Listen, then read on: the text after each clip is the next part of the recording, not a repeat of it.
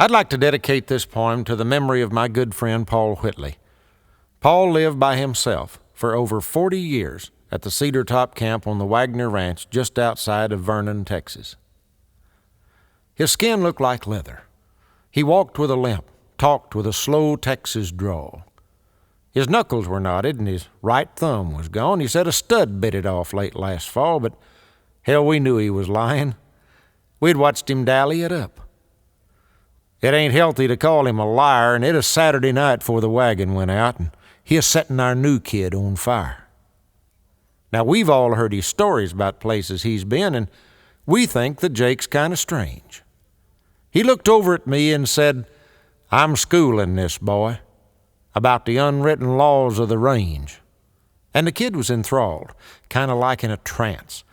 Jake sensed that he had a good grip, so he straightened up, hitched his pants, took a drink of cold beer, and turned around with his hand on his hips, and he said, "Son, a man's brand is his own special mark.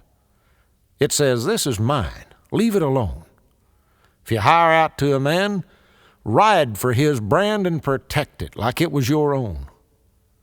Mr. Waggoner come out here in 1903. This country was sagebrush, mesquite trees, and sand. He carved him this ranch out of blood, sweat, and guts. Be proud that you ride for his brand. If you hired out to string barbed wire, build him a fence. It don't matter if it's 4 or 5 strand. Just remember, it was you who asked for the job.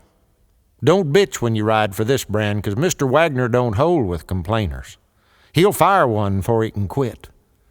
If you don't like our outfit, head down the trail and find a hoss that your saddle'll fit.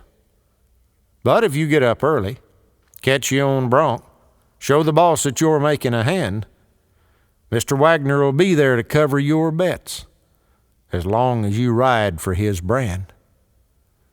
He said the winter I spent at the Sixes, we had a man at the old Taylor place who rode up on some hiders, skinning a cow, squared off at them scamps face to face. Now, he could have rode off, never looked back, but he wasn't that kind of man. We found him in Ash Creek, shot all to hell.